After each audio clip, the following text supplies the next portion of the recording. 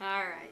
So, I just want to dive into the physicality of this part because that must have been probably the most difficult challenge, the limitations that were placed on you as an actor.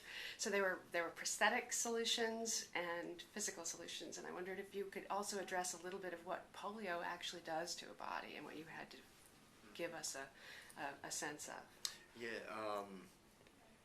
let's see. There were no real prosthetics per se, and no body double.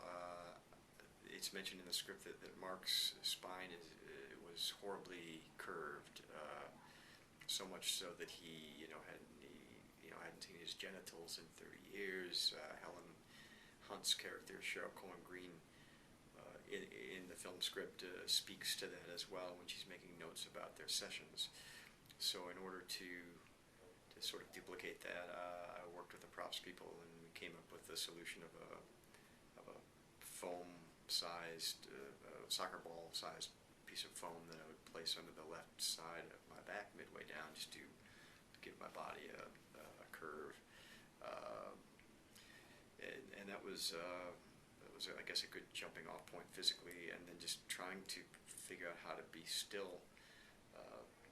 Mark was paralyzed, but not in the typical sense. He had sensation, he had feeling. He just was wasn't unable numb. to move other than a toe and a couple, a toe or fingers, those kinds of things, a little tiny bit, not even enough to be able to work a wheelchair, though he was unable to be upright because it hurt a lot. But he really couldn't. He didn't have enough strength to be able to do really anything but move his head 90 degrees. So part of what I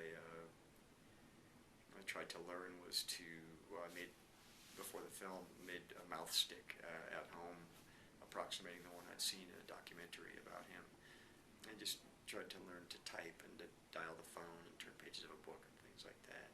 Harder than it looks.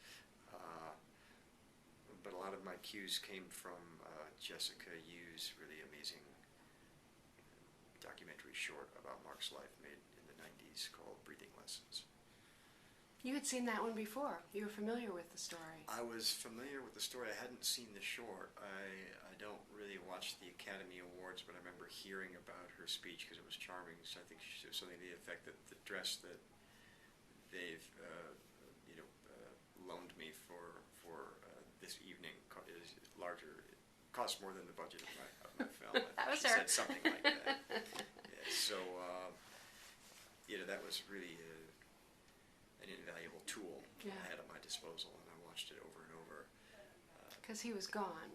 Yes, Mark's been gone for several years, and I like to be specific, and that was a really great way to be specific. Was to really model the performance after what I'd seen in that film. There's also a wealth of his writing available. I read all that I could: poetry, articles, stories, things like that. I felt like his voice really came through and animated the movie, made it very vibrant and funny. I hope so. We were searching for humor at every turn. If someone described this film to me, I don't think I'd be interested in seeing it, to be honest. But I love the movie, and I think a lot of people go into it expecting something that it isn't, expecting it to be really, really dark, really introspective, and it's got those elements, but it has really a lot of humor, a lot of mirth, and a lot of laughs ultimately. Well, he's a hero in the sense that he's very brave, and he's very strong. I guess so. He always resented when people would call disabled people, or him, and other disabled people, brave, because he had a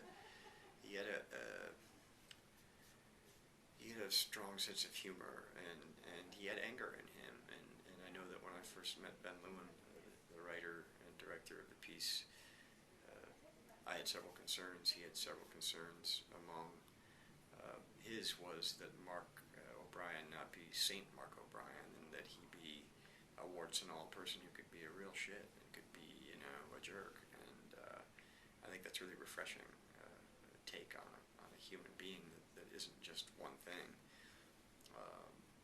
You don't think being it was disabled brave makes to? you good or bad. I think he was, but he never enjoyed that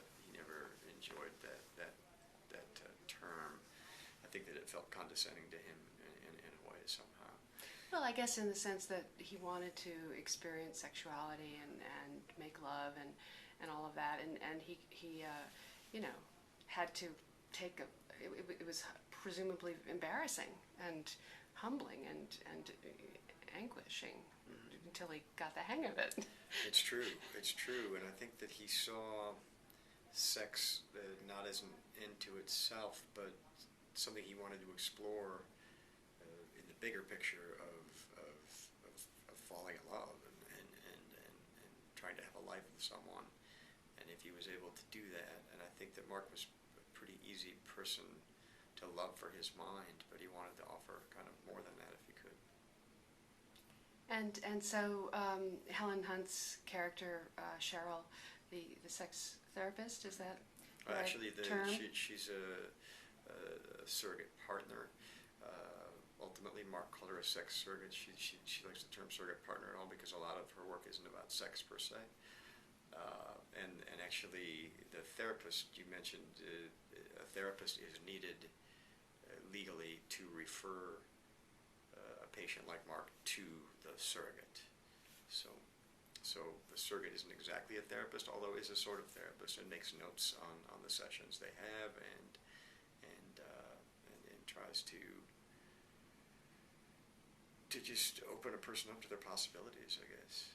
So anytime the two actors have to get very close and naked and intimate in any kind of filming scene is tricky and difficult for anyone. I wondered if you could talk about the challenges that you two faced in this situation and how Ben helped you to get it across. Yes, Helen and I and Ben just kind of went through the scenes in detail, doing the things that actors and a director would normally do, which is figure out what is the story here, how can we best tell the story, or a line that might bother one of the actors, or a line that the writer-director has never really liked and wonders if there's a better choice. Just the basic kind of nuts and bolts taking apart the scene. As far as shooting it, our time on screen begins with a love scene, as our first or a sex scene, or however you want to look at it, our first moments, our first scene, and it's a long scene shot mostly in real time of our first encounter. I don't think it was a conscious choice, but Helen and I didn't make an attempt to get very chummy, rather to have a sense of distance, wonder about each other, an awkwardness from not really being totally comfortable and knowing that person. Love scenes in movies are generally kind of awkward and uncomfortable, and I think that